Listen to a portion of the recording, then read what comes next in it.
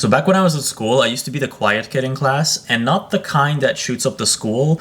That wasn't really popular back then, but the kind that is invisible. Nobody really knew that I existed. And the interesting thing is that all through school, I think it might be, at least for me, it was worse than being bullied because bullying was just part of growing up, and at least that meant that people know I exist, even though it was negative. It was not a good thing. But being invisible is like people don't even register the fact that you're there.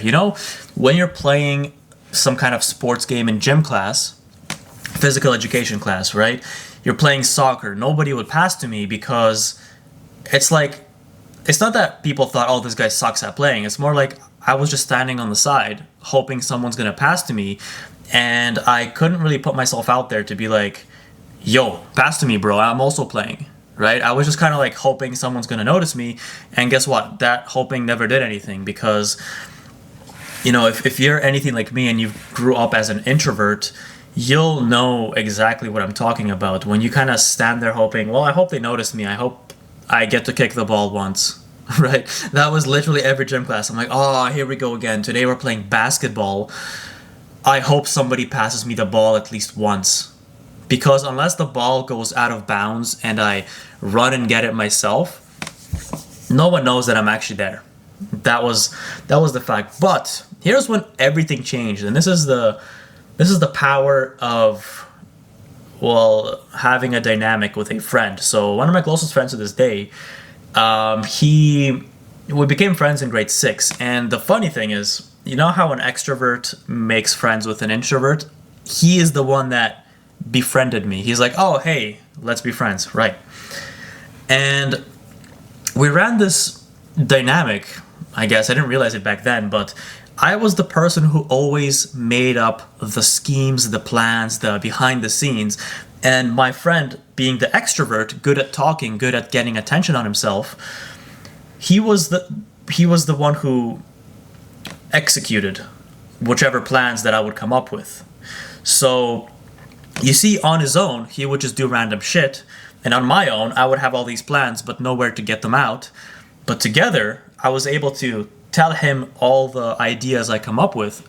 It could be doing anything stupid. It could be how do we skip school. It could be anything. And actually, a funny actual example I'm going to give you is, back in the day, there were Minecraft Let's Play videos, like Let's Play series. And at the time, I was probably like 12. I really wanted to make my own Let's Play series. And the only problem was, my voice was, first of all, way too high pitched. My friend on the other side, he hit puberty super early, and he started sounding like a teenager. And we all know this. Whenever we clicked on a video and we hear a kid's voice, the credibility drops immediately, right? So I was like, no, I can't use my voice, so I have to use his voice. And at the same time, I also wasn't comfortable talking to a microphone. I didn't want to do the talking. I just didn't know how to do it. Well, on the other hand, my friend was well-spoken. He was very like a charismatic, quirky, and he would be able to talk. So how we ran this whole thing, and yes, we had a channel and we made those videos. I don't think they ever had any views, but it was fun making it. And how it worked was, I would get him to play the game. I will download the game. I found a cracked version of it so we could get Minecraft for free. And I would have him play on my computer while I figured out the software, how to record it. And as he would play and talk, I would tell him exactly what things to say. Like, I would write on a piece of paper and put it in front of the screen to be like, hey, this is what you talk about now, and talk about what you're gonna build, and now just kind of say whatever you're doing. And I would tell him what to narrate, right? And at the end, afterwards, I would edit the videos and post them. And the funny thing is, I had absolutely no problem with getting zero recognition for it. It's not my voice. Nobody knows that I'm doing it. I just did not care. I just like the fact that I am building this and I'm making it. And the only reason it exists is because I wanted to do that. And I am able to find a person who's going to work with me to do that. And that was just a little thing when you're kids, but the point never changed. Once an invisible kid, always an invisible kid. Well, yes and no. So funny thing is, I never really cared to get to be known by people. You know how there's some people who grow up and their dream is, you ask them, what do you want to be when you grow up? And they're like, I want to be famous. I want to be a famous singer. I want to be a famous actor. I want to be famous. That was literally the opposite of me. I could not care less about fame, people recognizing you on the street, any of that stuff. I think that's kind of annoying, actually. And the funny thing is, fast forward to today, it's still the exact same. Literally nobody even remembers me from school. Like, outside of my friends, nobody will even realize that, oh shit, this guy on YouTube, I went to school with him, or watching some of the reels I make, oh, is this the guy that we went to school with? Whatever. It's not about that, but the point is, it's the fact that I realized I cannot have a person or outsource all of my talking to somebody else, because as we were kids, my friend and I, we went everywhere together.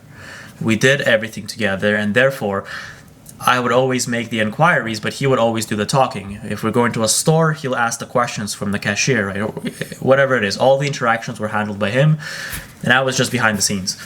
And even if it was a prank we were trying to pull, the point is, at some point I realized when we were older, it's just way too hard to do that.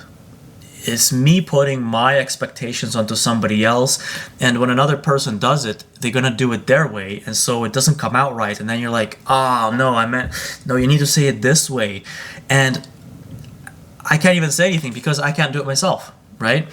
And so obviously that led me to realize I need to figure out how to do this whole talking thing, and I pulled out a whole extroverted side of me, basically, and that's what I show to the world, essentially, whether it's outside, whether it's on videos.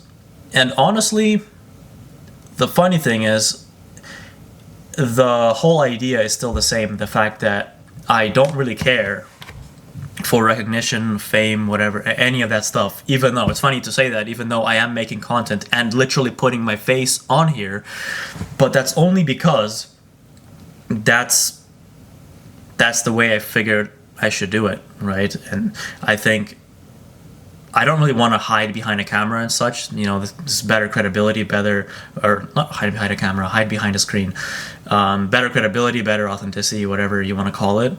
And to this day, I still write all my content or think of all the things I want to make, talk about editing, whatever it is, but I'm also the one doing the executing. That was the biggest part I was missing, and life was a lot harder when you have all these ideas in your head but you cannot execute.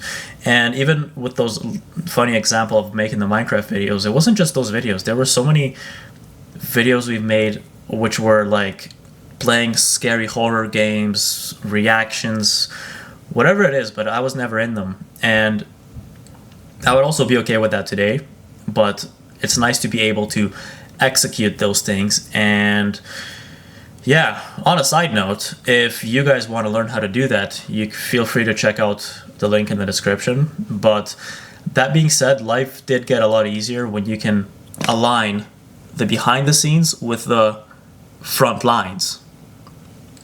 Just like me recording this video, I have the behind the scenes, and I'm also doing the video myself. I don't need two people for that. And yeah, I just thought I'd share this funny little story. Thanks for watching.